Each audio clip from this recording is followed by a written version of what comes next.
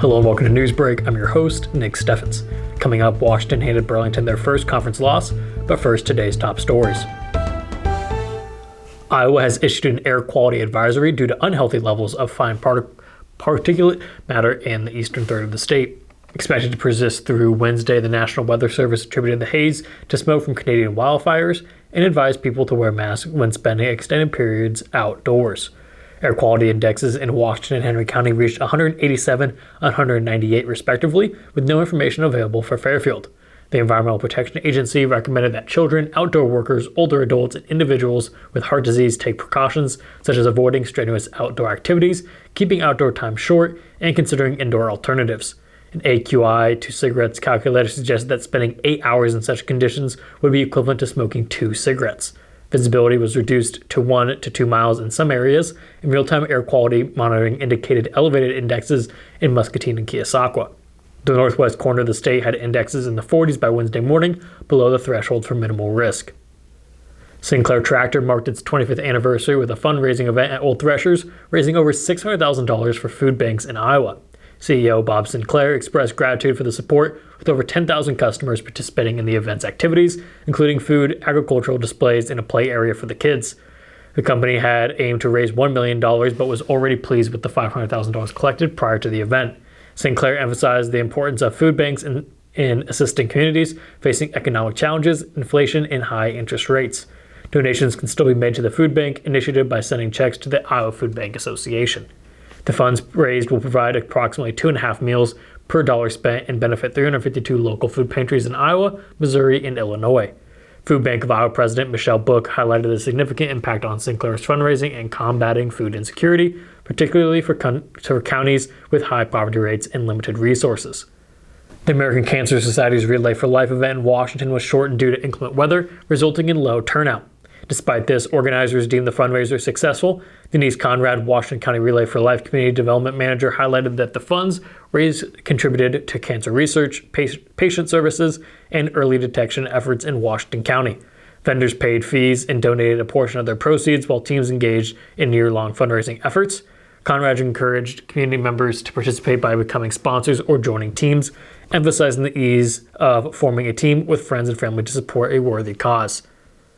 The Southeast Iowa Symphony Orchestra will be hosting their Symphonic Blast Concert featuring musical director Robert McConnell and fireworks by J&M Displays. The event will take place at Crapo Park's Bandshell in Mount Pleasant on Saturday, July 8th at 8 p.m. Attendees are encouraged to bring lawn chairs, beverages, bug spray, and friends to enjoy the enchanting classical music and spectacular fireworks overlooking the Mississippi River. The concert aligns with the Burlington Community Day in the Parks, celebrating National Parks and Recreation Month. Southeast Iowa Symphony Orchestra will perform compositions by John Williams, Leroy Anderson, Henry Mancini, John Philip Sousa, Dave Brubeck, and Aaron Copland, including pieces from Mission Impossible, Pirates of the Caribbean, Stars and Stripes Forever, Simon and Garfunkel, Charade, and the 1812 Overture.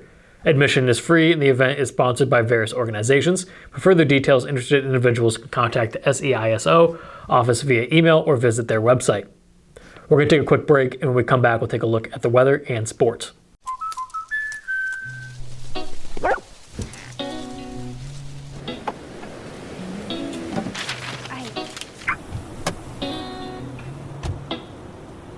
Protection is important, especially when you're talking about your dreams, which is why we're going to keep you covered with plans that can save you up to 23% when you bundle your home and auto. That's protection.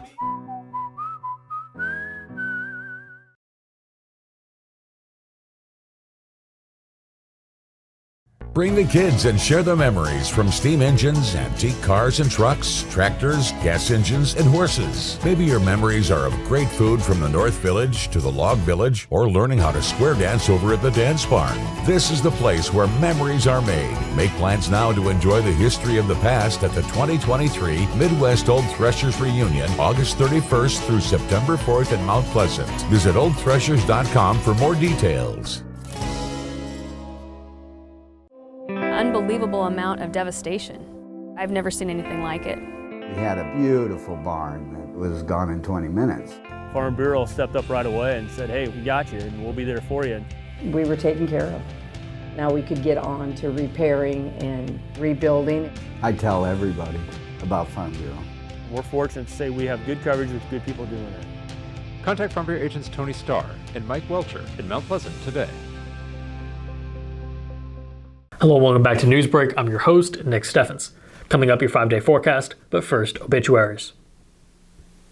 A celebration of life for Enid Mortland of New London will be held at 10 a.m. July 1st at Elliott Chapel. Levi Allen Bechtold of Riverside passed away on June 23rd at the age of 17. A funeral service will be held at 4 p.m. June 30th at Marion Avenue Baptist Church. Jones and Dean Funeral Home is in charge of the arrangements. Patricia Jean Mangold of Wellman passed away on June 24th at the age of 93. A private family service will be held at Elm Grove Cemetery at a later date.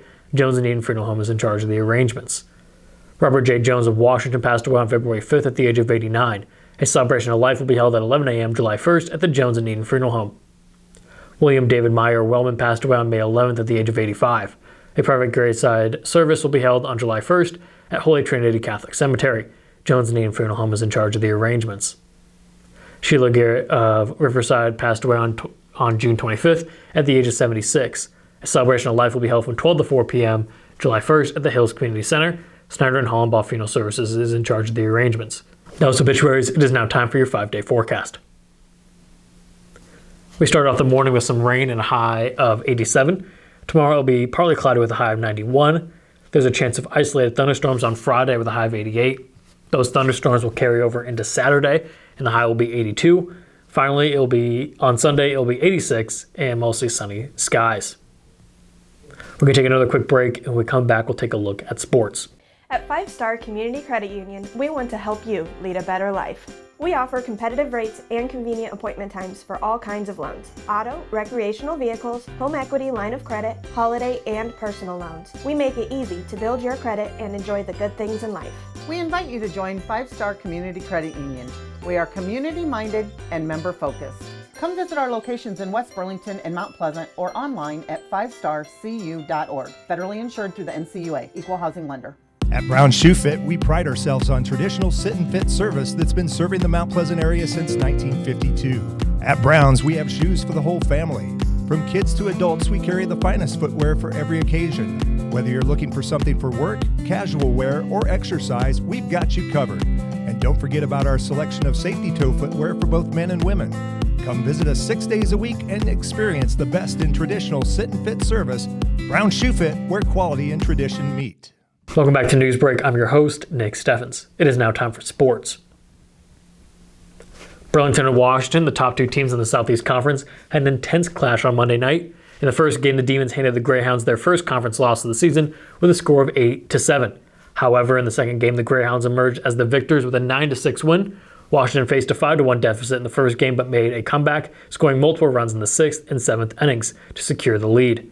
Emery Walton had a stand-up performance, going 3 for 4 with 3 RBIs. Bella Salazar pitched a complete game, allowing 7 runs on 12 hits. In the second game, Burlington took an early lead and held on to secure the win. Leighton Salazar and Colby Griner stood out for Washington with 3 hits each. Despite the split, Burlington clinched the Southeast Conference title. In the Southeast Conference Series, the Washington baseball team faced off against Burlington on Monday night, but struggled to keep up with the conference-leading Greyhounds, losing both games 14-2 and 9-2. The first game began positively for Washington as they scored a run in the first inning, but Burlington responded with a 3-run home run, seizing the lead.